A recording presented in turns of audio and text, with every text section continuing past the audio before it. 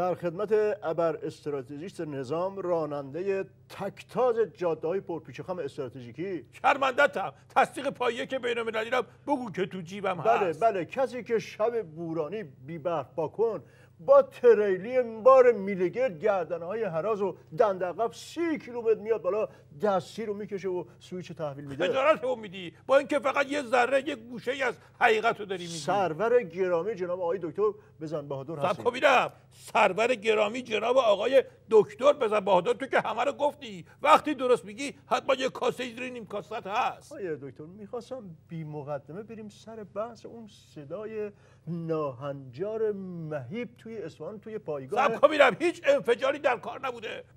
کجا؟ بیا بگه تماشا کن ببین انفجار ببینی. آقای دکتر من که چیزی نگفتم، ولی تمام شهر رو لرزوند. همه تو اصفهان صداشو شنیدن. غلط تاکتیکی و استراتژیکی همینجوری از حرفت قلب داره میریزه. کجا همه اصفهانی‌ها شنیدن؟ من خودم رفیق اصفهانی دارم که نشنیده، تازه تو اروپا هم زندگی میکنه، وضعش هم خوبه. همین قبل برنامه هم زنگ زدم. این یک. تازه میگی شنیدن. کسی که ندیده به چشم، شنیدن کی بود مانند دیدن. این دو. وانگهی همه اصفهان شنیدن. جمعیت اصفهان چقدر مگه؟ نمیدونی؟ نمیدونم نداریم. میخواستی بدونی. این سه. حالا تو بگو مثلا 2 میلیون این جمعیت. خیلی ممنون آقای دکتر که بهم رسوندین. 2 میلیون. باریکلا. اومدی تو وادی استراتژی. جمعیت ایران چقدره؟ نزدیک 80 میلیون داره میشه. آفرین. 2 میلیون در مقابل یه اکثریت 80 میلیونی چیه مگه؟ این 4. آفرین. تازه باید کل کشورهای اسلامی رو هم حساب بکنی. این 5. آفرین. میگن تا 3 نشه بازی نشه. من 5 تا دلیل قوی استراتژیکی و تاکتیکی برات آوردم.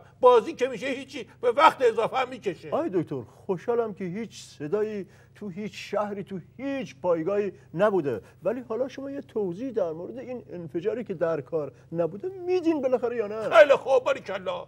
درست نیست که هر صدایی که شنیده بشه بگن انفجار. تا جایی که الان مشخص شده و مدارکش هم هست، توی پایگاه موشکی نظام یه بچه کوچولی بوده که یه نایلونی رو باد کرده، تلقی کوبیده روش. نه اشکال نداره. یه آب گرم کن تو حیات خلوت حاجی یحیی اینا خراب بوده. خودم من میدونستم، بهش هم گفته بودم درستش کن، ناکس نکرد، اینجوری ترکی. ولی آقای دکتر آب گرم کنش هم آب گرم کن بوده ها. آب گرم کن شهاب 3. آره. آقا کدوم احمقی گفته بگین آب گرم کن بوده؟ سب کن تو خیالت راحت باشه که مقام عظما نگفته که اینجا بخواد دعوامون بشه، ولی بناس آب گرم کن باشه. هر کیم هر راهنمای دیگه‌ای بکنه آب گرم کنه. مرحوم عووی همیشه میفرمودن بزن بهادر. عرض میکردم بله، میفرمودن که مشنگه رو بردن مسابقه 20 سوالی، گفتن که جوابت خیاره، ولی یکی دو تا سوال کشکی طرف اون طرف بکن که معلوم نشه که جواب از قبل میدونی، ضایع نشه قضیه. طرف گفتش که تو جیب جا میشه، گفتن نه، گفت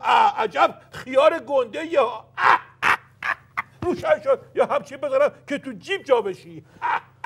آقای دکتر نامه آخر از حسن قشقاوی، سخنگوی سابق وزارت خارجه. بله آقای دکتر.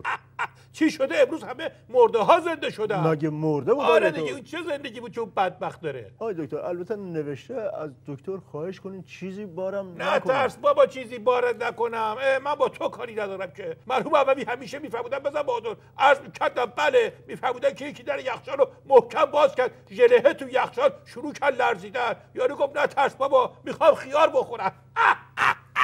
روشن شد یا همچین بذارم که این ژله بلرزه. بله آقای دکتر حسن قش نوشته حالا که من تو موضع خودم نیستم، خطاهای دیپلماسی نظام خیلی زیاد شده. چرا بدون حساب کتاب رأی میدن به قطع رابطه با این و اون که آخرش ما رو با کلی قوی تر از خودمون شاخ به شاخ میکنه؟ آیه خوشم اومد که حسن قش با ورود خودش کمک بزرگی کرد به این بحثی که پیش میبردیم. قائله رو جمع کرد. به جایی که یه ساعت بخوایم بحث بکنیم که کی از همه بدبخت‌تر و احمق‌تره، همه رو در مورد خودش به وحدت رسوند. تشکر به خاطر اینکه چیزی بار مقام عظما نکرده. آقای دکتر خودش 1000 تا بدبختی و بیچارگی و فلاکت داره. این با گماشش آقا محمود، این قطعنامه ها، این بدبختی ترکیدن مقدم سرموشکش، این بدبختیش توی عراق، این بدبختیش تو سوریه، این بدبختیش تو لبنان.